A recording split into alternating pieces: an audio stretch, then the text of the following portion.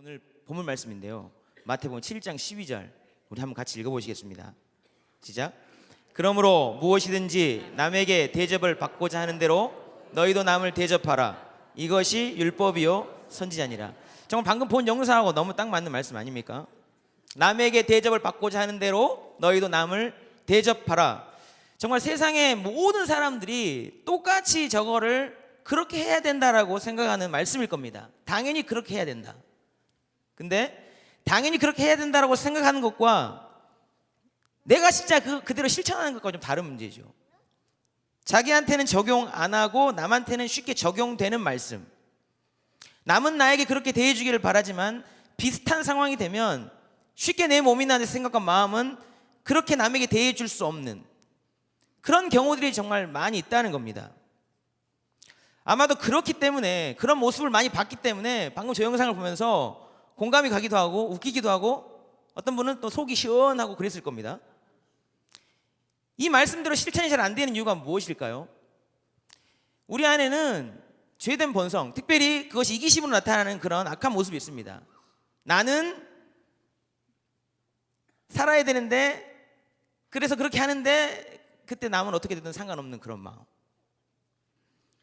이게 바로 죄의 단면입니다. 근데 또 하나 더 중요한 이유가 있습니다. 이것이 일반적으로 사람과 사람 사이의 율법이라고만 생각하는 거예요. 지켜야 될 황금률. 그러나 실은 이것이 사람과 사람 사이에서가 아니라 우리를 만드신 창조주 하나님과 우리 사이에 하나님께서 어떤 의도를 가지고 가장 정확하고 엄숙하게 지키도록 만들어 놓으신 그런 법칙이라는 것은 모른다는 거죠. 오늘 보면 12절 말씀을 보십시오. 뭐라고 시작하는가? 그러므로라고 시작하고 있습니다. 그러므로, 그 위에 어떤 말씀의 결론으로 이 말씀을 하셨다는 겁니다. 그 위에 어떤 말씀이 있는가? 7절부터 쭉 나오는데요. 7절에 보시면 이런 말씀을 예수님께서 하셨습니다. 구하라 그리하면 너희에게 주실 것이다. 즉, 그 말이 대표인데 7절부터 11절까지의 말씀의 결론이 12절인데 연결해 보면 이래요. 구하라 그러면 너희에게 주실 것이다. 그러므로 너희가 남에게 대접을 받고자 하는 대로 너희도 남을 대접하라. 이 예수님의 입장에서 한번 다시 정확하게 이야기해 볼까요? 예수님께서 이런 말씀을 하신 겁니다. 내가 너희가 뭔가를 구하면 그 구하는 대로 내가 들어줄 거야. 그런데 너희가 이것을 나로부터 받길 원하는 그대로 너도 그렇게 대접해 줘야 돼. 그 뒤에 말은 없지만 안 그러면 대접 못 받을지도 몰라. 이것이 율법이요 선지자니라. 이런 의도를 갖고 하신 것입니다. 즉 이 말씀의 본론은 단순히 나와 어떤 사람과 사람 사이에서 지켜져야 될 그런 황금률, 일반적인 변치 말아야 될 그런 법을 뛰어넘어서 창조주 하나님과 우리 사이에 어떤 대접을 주고받는 법칙이 지켜지도록 그런 의도를 가지고 예수님께서 하셨던 말씀이라는 겁니다. 그렇다면 알아야지요.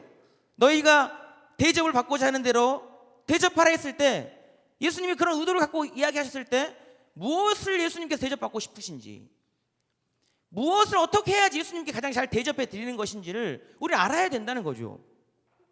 많은 방법들이 있을 겁니다. 예수님을 잘 대접하는.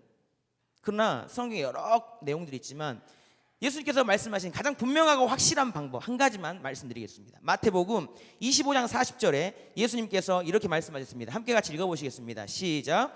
임금이 대답하여 이르시되 내가 진실로 진실로 너희에게 이르노니 너희가 여기 내 형제 중에 지극히 작은 자 하나에게 한 것이 곧 내게 한 것이니라 하시고, 예수님은 분명하고 너무나 확실하게 이것이 나에게 한 것이라고 말씀하셨습니다.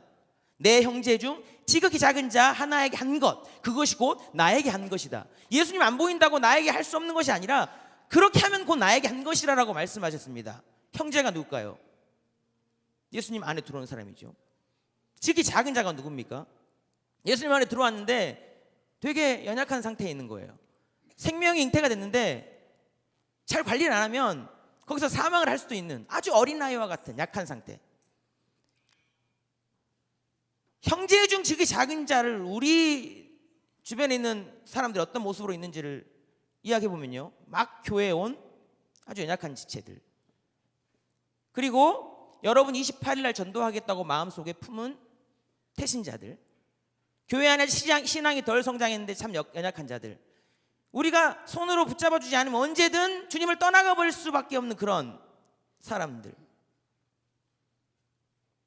바로 그들을 도와줘서 우리가 영적으로 붙들어주고 살려내야 될 사람들, 이들을 주님 섬기듯 우리가 섬기고 뭔가를 그들을 위해 살 때 그것은 그들을 위해 한 것이 아니라 주님은 나를 위해 한 것이라고 분명히 말씀해 주셨다는 겁니다. 이 말씀을 보면요, 예수님께서 얼마나 생명을 귀히 여기시고 우리로 하여금 그 생명을 붙들고 살림으로 말미암아 이것이 나를 위해 한 것이라고 말씀하시면서까지 그렇게 하시길 바라시면서 생명을 살리고 또 우리를 그 일로 말미암아 축복하기를 원하시는지를 우리는 알 수가 있는 것입니다.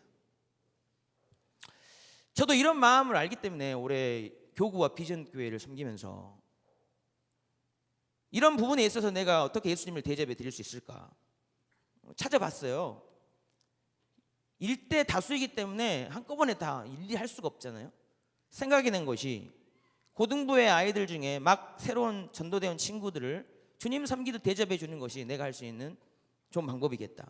그들을 섬겨보기로 작정했습니다. 그리고 우리 고등부 아이들의 한 50명 정도를 새 친구 섬김이로 교육을 해서 세워놓고 그 새 친구가 전도되어 왔을 때 첫 주에 거의 결정이 되거든요. 계속 나올 건지 안 나올 건지. 그 첫 주가 중요하기 때문에 첫 주에 그 새 친구와 또 그를 전도한 친구와 그에게 연결된 새 친구 섬김이를 저희 집에 초대해서 내가 삼겹살 파티를 해주리라 이렇게 선포를 딱 했습니다. 교회 새로운 친구나 비전교 애들이 목사님 집에 방문해보는 것이 좀 특별한 거일 수 있겠다. 그리고 첫 주에 그들이 친해질 수 있는 기회를 만들어줘야 되는데 이거 누가 하는 것보다 내가 하는 게 낫겠다. 그런 마음으로 선포를 하고 3월부터 그렇게 시작했는데 중요한 거는 그들이 친해질 수 있는 친구가 되어줘라는 주제를 했거든요. 친구가 될 수 있도록 그렇게 마음을 낼 수 있는7자리를 마련해 주기 위해서 시작을 했는데 3월부터 한 10주 정도 지났어요. 참 은혜로 매주 새 친구들이 한 명씩 계속 와서 한 지금 7, 8번 정도 거의 매주 이렇게 저희 집에 방문을 하게 된 것 같아요. 저희 집에는 매주 삼겹살 연기가 피어오르고 있습니다. 처음에는 서로 몰라서 서먹서먹해 하더니 같이 삼겹살을 구워 먹고 또 뒤에 막 게임도 하고 뭐 같이 기도해주고 이렇게 고민이 뭔지 들어주고 이렇게 보내니까 갈 때는 얼굴이 다 확 펴서 마음이 열려서 가더라고요. 효과가 있구나 생각했습니다. 그런데 그렇게 계속 해오다가 지난주에 4명의 아이들이 저희 집에 와서 삼겹살 파티를 했는데요.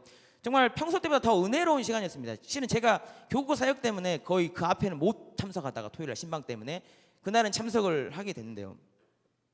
제가 왜 은혜로웠냐면은 이 일을 시작하면서 마음속에 이렇게 됐으면 좋겠다. 이렇게 되면 하나님이 기뻐하시겠다라는 생각을 갖고 했던 일들이 눈에 보였기 때문입니다. 제가 사진을 한번 보여주면서 좀 설명드릴게요. 그때 와서 찍은 사진입니다. 아마 이름을 모르니까 제가 번호를 붙여놨습니다. 절대 죄수 번호가 아닙니다. 4명의 아이들이 왔고 그 사이사이에 저희 아이들이 껴있는데요. 저기 2번 저 친구가 약 한 2달 전에 저희 비전교회에 오게 됐어요. 어떻게 오게 됐는가? 저 친구가 저희 교회 청년부이면서 일신여고 담임선생님이신 분의 학생인데요. 그 반 학생인데요. 저 친구가 뭔가를 붙들고 싶어서 교회를 나가게 됐는데 어디로 가겠는가? 구원파 교회로 가게 됐습니다. 선생님이 그걸 알고 살려야겠다면서 저에게 SOS를 쳤고 저 친구를 데리고 오겠다 했어요. 데리고 왔는데 저 친구의 섬김이가 붙어야 되는데 그 섬김이가 1번이었습니다. 근데 공교롭게도 1번은 2번과 같은 반 친구예요. 학교에서 섬김이가 붙어서 저 2번이 정착이 됐습니다. 근데 재미있는 것은 1번과 2번이 한 달 반쯤 지나서, 그러니까 지지난주죠, 1번과 2번이 동시에 3번을 전도했습니다. 3번을 전도했는데 3번에 새 친구 섬김이가 붙어야 되잖아요. 그 친구가 4번입니다. 이렇게 해서 1, 2, 3, 4번이 또 저희 집에 방문한 건데 1번은요 섬김이 전도 막 해서 저희 집에 한 3번 정도 방문했어요. 저렇게 삼겹살 파티를 하게 됐는데 제가 바로 이것을 기대한 겁니다. 한 친구가 와서 섬김 받고 정착을 하게 되고 그 새 친구가 마음이 열려서 또 누군가를 전도하게 되고 그렇게 해서 이렇게 열매를 얻게 되는 것. 정말 작은 섬김이었지만 불과 2달 만에 이런 구원의 일들이 일어나는 것을 보면서 저는 얼마나 기뻤는지 모릅니다.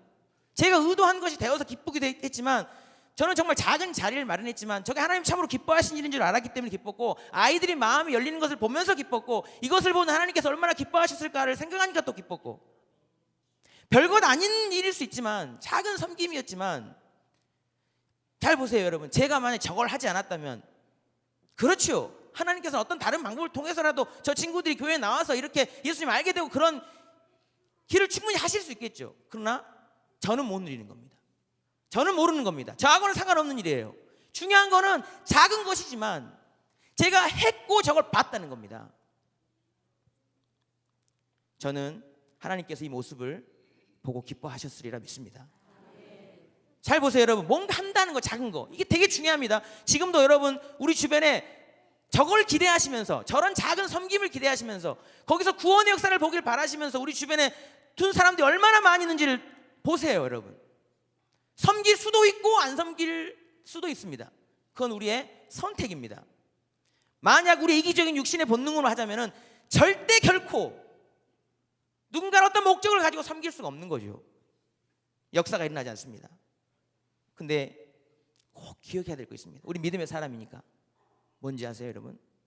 저와 여러분도 정말 누군가가 간절한 도움 필요할 그때가 온다는 겁니다. 분명하게. 그리고요, 사람의 도움 필요 없다 할지라도 이 말씀을 하시는 주님의 그 도우심이 필요할 때가 분명히 온다는 겁니다. 주님께서 나의 손을 붙잡아 줘야 되는데, 그때 만약에 나 너 모르겠다, 평소에 나를 그렇게 대하더니 이제 와서 이렇게 하느냐, 혹시 주님께서 그러신다면 얼마나 답답하고 안타까운 일이 되겠습니까? 우리는요, 그때 우리가 주님을 섬겼던 그 시간들과 그의 간증들을 가지고 당당히 우리 주님께 아뢰일 수 있어야 됩니다. 주님께서 약속하셨잖아요. 제가 그때 그렇게 주님을 대접했잖아요. 저도 그렇게 대접해 주세요. 히스기야 왕이 병들어 죽게 되었을 때 그가 하나님께 기도하고 15년 생명 연장 받았다는 걸 다 알고 있습니다. 그가 그때 어떻게 기도했는가? 우리 이사야 38장 3절 말씀을 같이 한번 읽어보시겠습니다. 시작. 이르되 여호와여 구하오니 내가 주 앞에서 진실과 전심으로 행하여 주의 목전에서 선하게 행한 것을 기억하옵소서 하고, 히스기야가 심히 통곡하니 내가 주 앞에서 진실과 전심으로 행한 것을 기억하여 주시옵소서. 주님, 제가 그때 주님을 그렇게 섬겼던 것, 주님을 그렇게 대접했던 것, 주님 기억하고 계시지 않습니까? 내 손 잡아 주시옵소서. 바로 이런 모습이 우리에게도 있어야 된다는 겁니다 여러분. 사랑하는 여러분, 우리가 남몰래 보이지 않는 곳에서 주님 섬기듯 한 영혼을 섬기고 그에게 시간을 드리고 물질을 드리고 마음을 드리고 뭔가를 했던 그것, 우리 하나님께서 꼭 기억해 주시는 줄 믿으실 수 있기를 간절히 바랍니다. 주님을 생각하면서 쉽지 않습니다. 구원이 필요한 그 영혼, 주님을 대접하는 마음으로 잘 섬김으로 말미암아 그 귀한 한 영혼이 저와 여러분을 통해서 주님께 연결되는 그런 귀한 은혜가 있게 되기를 간절히 바랍니다. 주님을 대접하는 그 마음으로 한 영혼을 섬기는 그 모습을 보면서 우리 주님께서 오늘 약속하신 말씀대로 여러분을 더 귀히 대접해 주시는 그런 은혜의 사람들 다 될 수 있기를 간절히 바랍니다. 저를 한번 따라해 보시겠습니다. 한 영혼을 섬기는 일은, 한 영혼을 주님께로 인도하는 일은 주님을 최고로 잘 대접해 드리는 일입니다.